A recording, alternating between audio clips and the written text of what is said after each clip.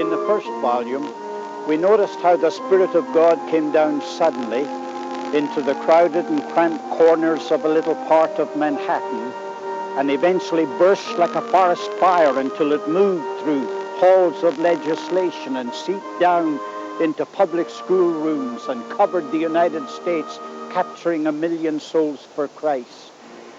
But a similar thing happened in Great Britain at the same time. It's my interest now to take you over and show you how a revival came to Wales.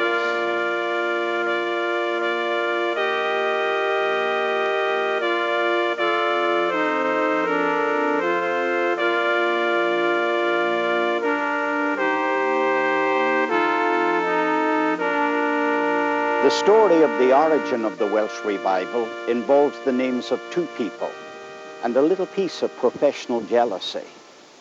The first of these people is Humphrey Rowland Jones, a 22-year-old Welshman who applied for ordination into the ministry and was rejected.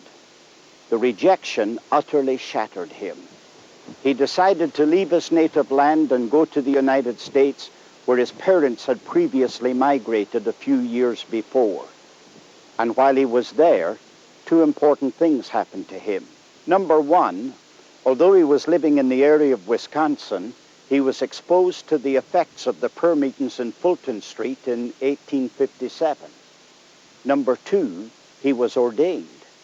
This time it was into the Methodist Episcopal Church, an Arminian group, and when he got that ordination, he decided to come back to his native land in 1858. Jones returned to Wales, his native land, and in an area not very far from where I'm standing, he conducted a 5-week mission, and God gave him an unusually rich harvest of souls. And that aroused the curiosity of the second person of my story, a minister named David Morgan. Morgan had been praying for a revival for the last 10 years, and he was somewhat suspicious of Jones. In the first place, living in a strongly Calvinistic area, Jones came into the story as an Arminian in his theology.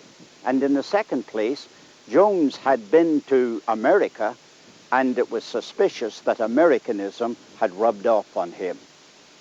But the stories of the conversions persisted. So Morgan decided he had to meet Jones. He went to hear him preach. He was profoundly impressed and deeply convicted. When he got a hold of Jones, he asked him, would he join him in preaching and in prayer? And the two denominations started holding united prayer meetings. One of those prayer meetings happened here in the church that was pastored by David Morgan in this little village of Ysbyty Ystwyth. And here the revival broke out in that church directly behind me. A man came to the services one night from the town of Tregaron, and he became so infected by the revival that happened in this church that he went back to Tregaron and he conducted a service, and 78 people were converted that first night. And the revival had begun in Wales.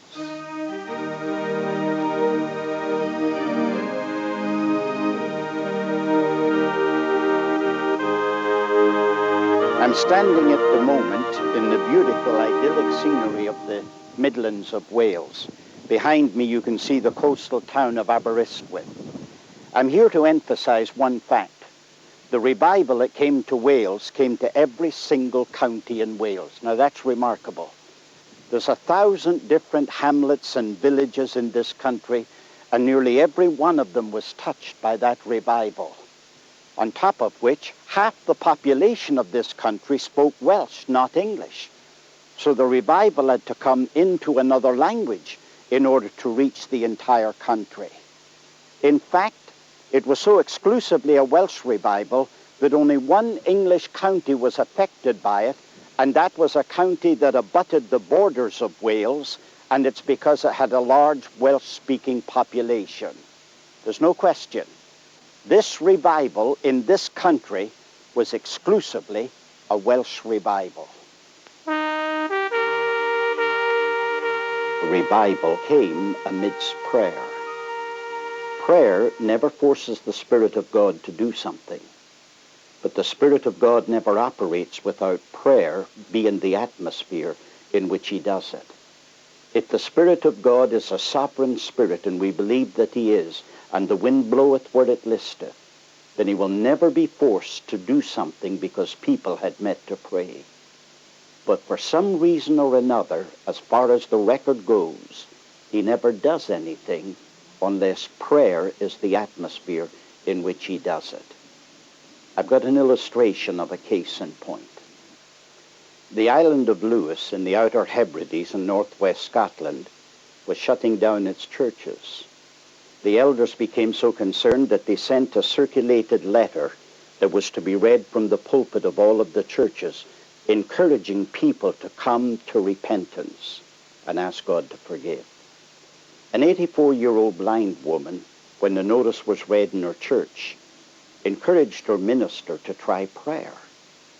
The minister agreed that he would do it and promised her that he and some other elders would meet at 9 o'clock on Tuesday and Friday night and would stay on their faces before God until 4 o'clock in the morning. And that lady promised those men that she and her sister would stand the same vigil with them in prayer. They then decided to invite a man by the name of Duncan Campbell to come for a 10-day meeting. Campbell declined the invitation because the schedule called him to another summer camp, and he found himself just unable to go. The old lady told the elders when it was reported to her, "Don't worry, God will bring him here." It happened that the meetings that had been scheduled were canceled. There'd been some overbookings in the local hotels, and they were unable to hold the meetings. Campbell went to the island.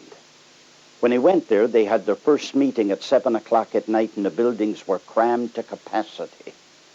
And the meeting didn't end until 2 o'clock in the morning. The crowds just simply seemed to multiply. So many of them were there, they scheduled services every night at 7 o'clock, at 10 o'clock, then at 1 o'clock in the morning, then at 3 o'clock in the morning. But Duncan Campbell would be the first one to tell you the revival didn't come from anything that he did. I could almost quote him to you verbatim, where he said, "I did not bring the revival to the island of Lewis.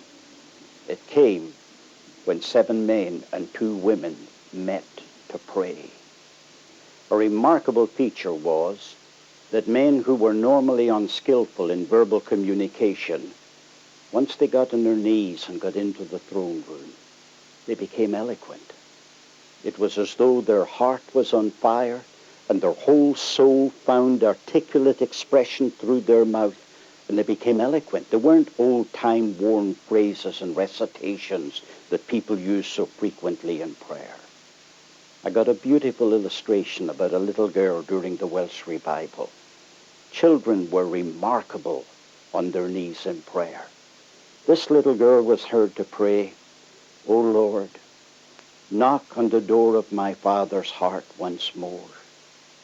I know you've done it before, but I'd like you to knock on his heart again. And this time, Lord, if he doesn't answer it, would you take the door off its hinges?" There's an eloquence that comes in the spirit of revival when people meet together to pray. Finally, when you talk about prayer and revival, I've got to comment on the fact that there was power in prayer.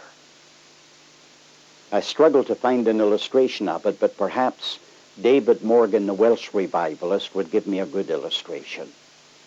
Morgan met a man in the town and asked him if he would come to the prayer meeting, and the man said no. He said, why? Because he was a businessman, and he would lose business. Morgan asked him, well, how much business would you lose, and what would it cost you to spend an hour at the prayer meeting? Morgan said, I'd be willing to pay that. No, he said, there'd be other lingering effects, and I really don't want to go to the prayer meeting. There was a group of stones under Morgan's feet. Morgan simply leaned over, knelt down on the stones, and then prayed that God would break the heart of this stubborn man. The man interrupted his praying and cried, stop, stop, I'll come. He wasn't willing to come because of the arguments of Morgan. But once Morgan started praying, he didn't want to be the object of his prayers. And Morgan did not exclusively know the power of prayer. Everybody that prayed during the revival, in some form or another, found that prayer had power, and God responded. Prayer is definitely a part of revival. The third feature of the Welsh revival, and one that everybody would expect, is that there was an expression of emotions, as there is in every revival. But the emotions in the Welsh revival, and I don't mean to say that they were unique in Wales, but there were two very common ways in which they expressed themselves. To illustrate one of them, I brought you here to the Morlaeus Castle. I'm standing at the moment on the highest point of that castle, on the area that's known as the Dais. It happens that the castle was first built in 1290, when two barons were squabbling with each other, and one was accusing the other of stealing his cattle. And so they built this structure in order to protect himself, his family, and his cattle. The earliest sketch that we have of the castle goes back to 1741, and you can tell even in that day the castle was in ruins. On a section where I'm standing, this highest point, known as the Dais, there were walls built around it that gave the impression of a tower, and it made it possible for the people that lived here to look all the way across this valley and see if anybody was coming where they needed to protect themselves. You can tell by looking behind me that there was a moat that was built, and that took a lot of work. And all the rock that came out to make the room for the moat was used in order to build the walls for it. On one side of it, there was a sheer precipice, so that they were protected by nature on that side. And something that you would never have expected on a mountain like this, they had a well that supplied all the water that they needed within the castle, and you can see some of the ruins of the old walls that are there, and attached to those walls were the barracks. There's no question this was an extremely impressive fortress in its day. My interest in being here at the Morlaeus Castle goes to the year 1859, when the revival came here. This little village behind me was struck by the revival, and a unique and uncommon thing was happening up here at the castle site. There is a place where the ironworks were held during those days, and the men that lived there were rough, crude, ungodly people. On a Sunday morning at 4 o'clock, they would fill buckets with beer and alcohol, and they would all come up to this castle, although it was in ruins, and they would intend to spend the entire Sabbath day in revelry and in rioting and in fighting. There were 20 young men that were converted during the revival, and they determined to come up here and interrupt the revelry. They decided they were going to come up here and conduct a prayer meeting. Now that's ridiculous, and that's exactly what they were told at 5:30 on Sunday morning when the 20 men appeared at the castle grounds. They were asked by the ruffians, "What do you intend to do?" And they said, "We intend to conduct a prayer meeting up here." They were scoffed, and they were cursed. But one young man put his hand in his pocket and took out a New Testament, and he started reading a portion of the New Testament, and a strange, eerie quietness started falling on the place.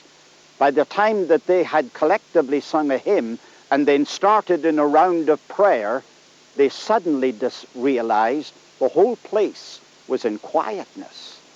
And by the time they finished their prayer and they looked at these godless men that were standing here, every single one of the men was weeping. That's the point that I want to bring out about the Welsh revival. The Welsh revival produced the effect of weeping on people. It hardly ever came to a church or to a group of people that were standing indoor or outdoor, but the minute the conviction fell upon people, they started crying, and weeping became an earmark of the Welsh revival. The second feature of the revival is not the outburst of emotion. It's an expression of emotion in music. An elder was saying some words in a church service, and he spoke about the greatness of God. a young lady with a high-pitched voice but lovely said, "Amen. Blessed be his name forever." And it was like a blast at the quarry, as though 1,000 pieces of fragments were scattered through the air.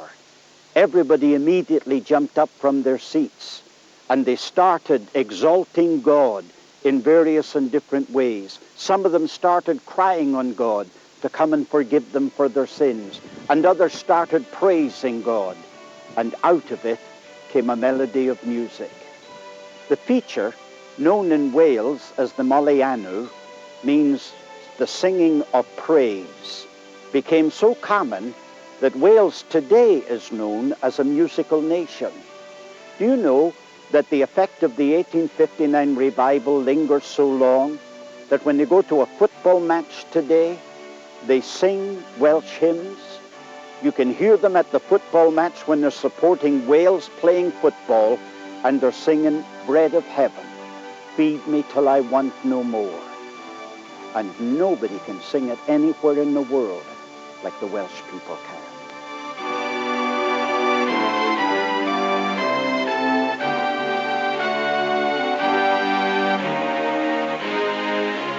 Where I'm standing at the moment is a natural amphitheatre in Cambuslang in Glasgow, Scotland. It was here that 30,000 people came, and they listened to the preaching of a man by the name of George Whitefield. George Whitefield was a very moving and mighty evangelist, and he conducted a service here what really centered around the Lord's table. And when he did, 3,000 people participated. They were given metal tokens that would allow them to come to the table, but they were investigated before they ever became the recipients of those tokens. But that really is only a backdrop to what happened in 1859, because the year for that was back in 1742, 117 years before the revival of 1859 came.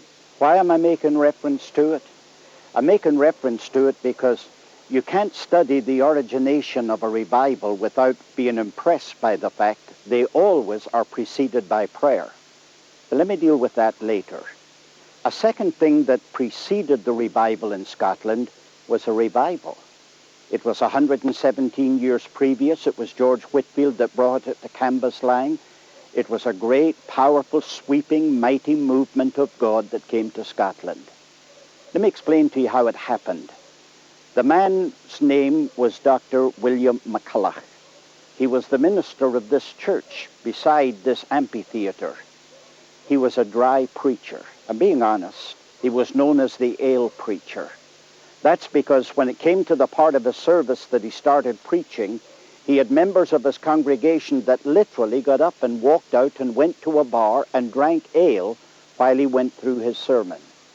But something happened one night. It was Thursday, and it was Bible study time, and it was February the 18th in 1742. When he finished the service, a number of people started following him to his parsonage. There were 50 of them altogether. They crowded into that little parsonage, filling all of the rooms, all of the corridors and hallways of it, and they started wailing and lamenting and praying that God would give them forgiveness of sins. They were there literally the whole night long. It was the next morning before the sobs and tears of regret became songs of joy and praises that filled the air in the early morning. The result of it was they couldn't get the people into the church. So they started meeting out here in the open air. Then they started conducting daily meetings in the open air. And then they invited George Whitefield to come. The celebration, as I mentioned, was for the purpose of keeping the Lord's Supper.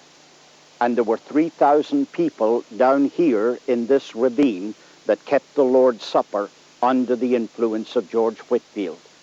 But that was 117 years before the revival came in 1859.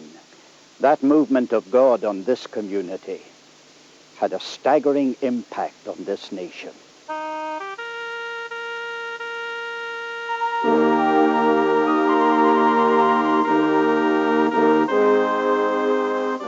I don't want you to think that Cambuslang was limited, either in location or in time. That's why I've come here to the community of Shotts, and behind me is the famous Kirk o' Shotts, or as we say in English, the Church of Scots. It was during the communion season. Now, in the Church of Scotland, they didn't conduct communion the way we do in other churches. They had them about 3 times a year, and they were a special set-apart season. There was a period of preparation for communion in which messages were delivered for that purpose. Then there was the celebration of communion, and then there was one great service for the giving of thanks. It was the Thanksgiving service that brought Reverend John Livingston into the picture. They invited him to come here and preach. Well, he came and saw the crowds that had assembled and became afraid, and so he ran away. But they were able to find him and bring him back. And when he brought him back, the people were standing on the outside of the church.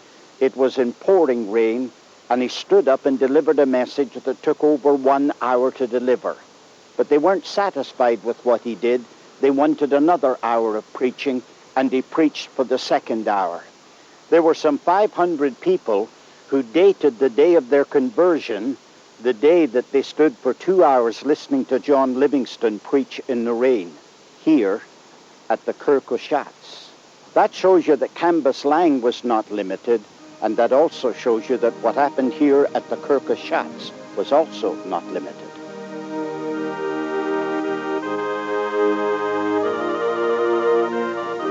I wanted to talk to you for a moment about the part that is played with prayer in a revival.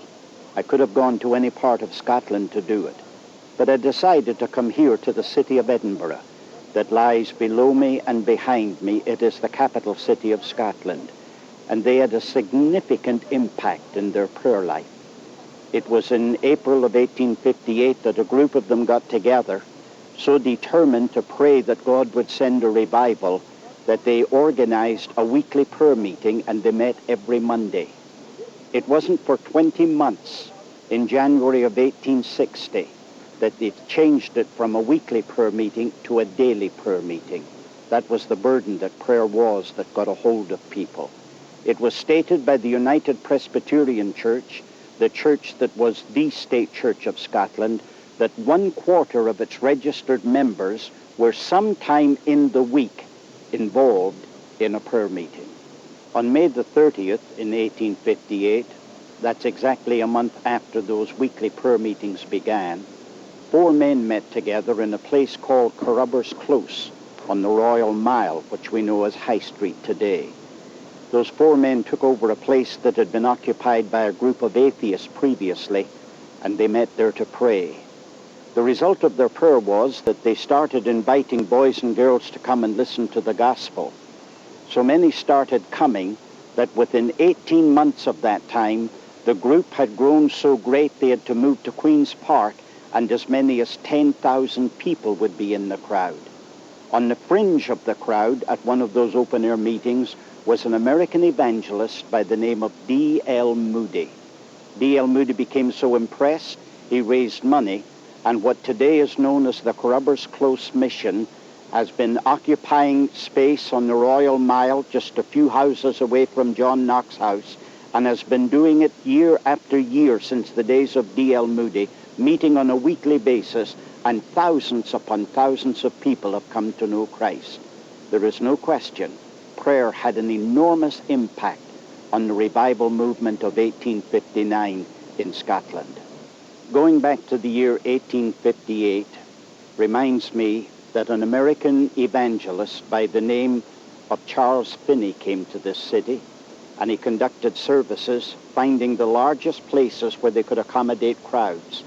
And in spite of the fact that they had buildings where they could get as many as 1,800 people into the building, the streets around them were crowded with as many as thousands of people who had to be turned away because they were unable to get admission. Again, I say, the impact and the effect that prayer had on revival was very conspicuous in this city of Edinburgh and in all the environs that are around the city.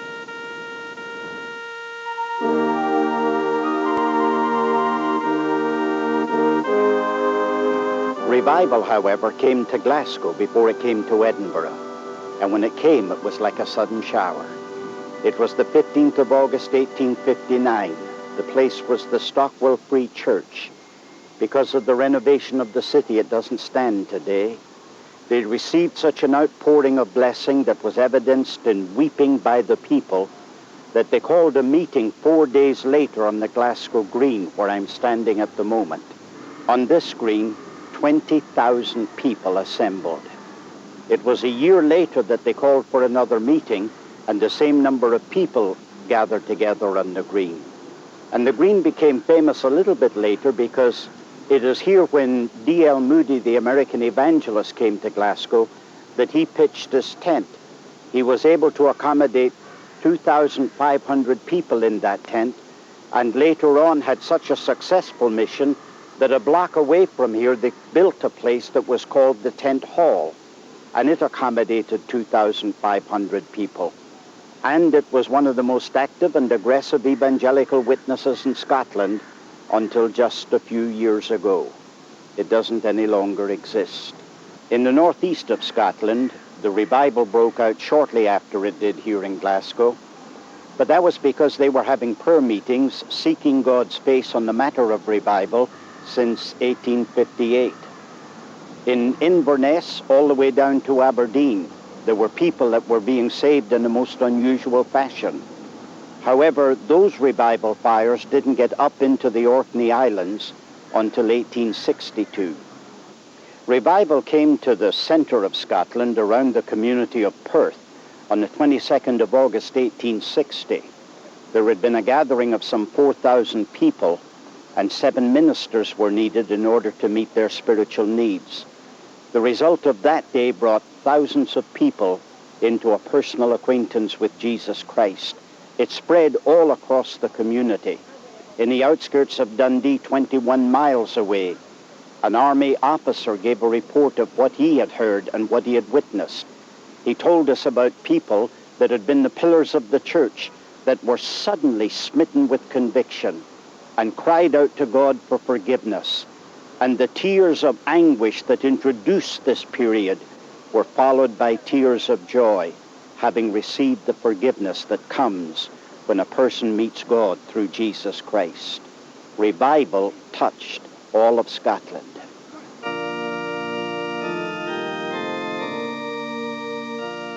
The sixth factor that I use in the definition of revival is encompassed in the word purity. It was quite obvious to people that went through the revival that God was sovereign. But the next thing that affected people was the fact that God was holy.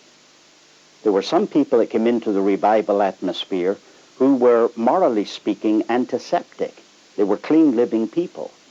But when they got into the atmosphere of the revival, they suddenly realized that they had a filthy and a polluted heart, and it brought a terrifying conviction of sin to them. When Jonathan Edwards preached in December of 1734 in Northampton, Massachusetts, he preached until the people that were listening to him preach became so terrified by the conviction of their sin, they were afraid they were going to have to face God in judgment the minute he stopped preaching. They put their arms around the pillars of the church, and they squeezed it so tightly that their arms became bloodless. There were moans and cries that came from these people afflicted by the sense of their sin, and it became so loud you couldn't even hear the preacher. There is no such thing as revival that doesn't produce purity. The final comment that I make regarding a definition of revival is that it reaches the perishing. But I really don't want to communicate the wrong idea. I don't want you to think that it means that a group of people went out and did door-to-door evangelism and confronted perishing people on the street, because they really didn't. The method by which they confronted the perishing was in a prayer meeting. They would agree together on the name of an individual they wanted God to move to Christ. And in prayer, they would pray that man into the kingdom. You read about them having street meetings, but they were never conducted so that the perishing would hear the gospel. They were only conducted because they had no other way they could accommodate the crowds that wanted to come and pray. The meetings became so crowded, for example, that in the 1904 revival of Wales, Evan Roberts, who was the instrument of that revival, was reported to have had to crawl on the backs of people just to be able to get into the pulpit. Let me conclude by asking you to remember again what the definition of revival is.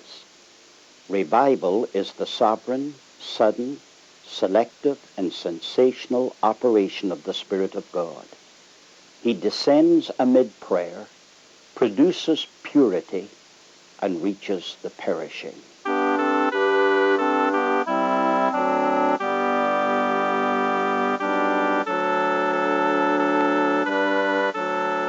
When we talk about the revival coming to England, perhaps it's important, first of all, that I mark some of those distinctions that make it different. There were two major ones. Number one, in England, the revival didn't come through the entire land. It came to various different pockets and burned like fires at different times in different places. In the second place, there were a number of personalities that were used in these different locations that made it unlike anything that happened in Wales or in Ireland or in Scotland.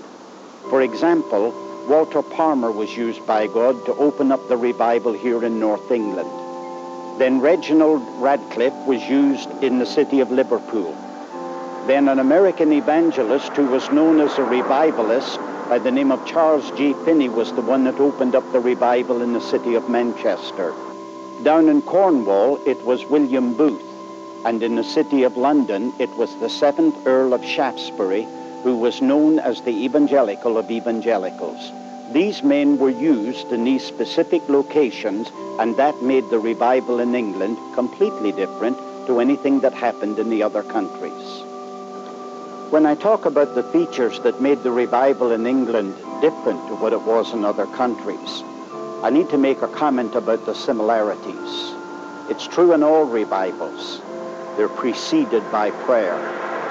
It goes back to the month of March in 1859, here in the city of Sunderland on the coast by the North Sea, that this Bethesda Free Chapel behind me started conducting prayer meetings in the morning, then at noon, and then again in the evening, and they did it every day in the week. And so many people were coming to those prayer meetings and were converted that the people that live in the neighborhood around here started referring to this place as the converting shop. It was in the month of March in 1860 that prayer meetings began in the city of Manchester, and I mention that because Charles Finney didn't come to Manchester until 3 months later. Always, revival is preceded by prayer. London was favoured to have a man such as the Earl of Shaftesbury as a member of Parliament. It was he that used his influence to get Parliament to accept the Religious Worship Act, and that, among other things, allowed public theatres to be open for the use of Christian services. It was New Year's Day, 1860, when he rented 3 of these places. One was the Garrick, one was the Britannia, and the other one is this one behind me, the Sadler's Wells Theatre, and they opened them for Sunday night services. The previous months, there were some American missionaries that had been serving in northwest India, and they came to London, and they called for a united prayer meeting to be held during the 2nd week of January in 1860. By the time that these meetings occurred, great numbers of people were coming to the theaters, so many, in fact, that they added 2 more theaters at the end of January, and again another 2 theaters at the beginning of February. Besides that, they used the Exeter Hall and the St. James Hall to accommodate some of the crowds, and on top of that, they used Westminster Abbey and St. Paul's Cathedral. It was estimated that during that season, 100,000 people met at Westminster Abbey. And when the West End theatres calculated their audience, they calculated that coming for prayer were 250,000 people during that season. That means 250,000 people were meeting for prayer in January and February of 1860, there's no question the revival did hit this capital city of London. To complete the study of the 1859 revival, we still need to go to Ulster and see what God did in that country. It's a war-torn country today, but God came with a mighty visitation. And from the city of Belfast all the way over to the city of Londonderry, a revival swept it from one part of the country to the other. He turned the country literally upside down by that revival.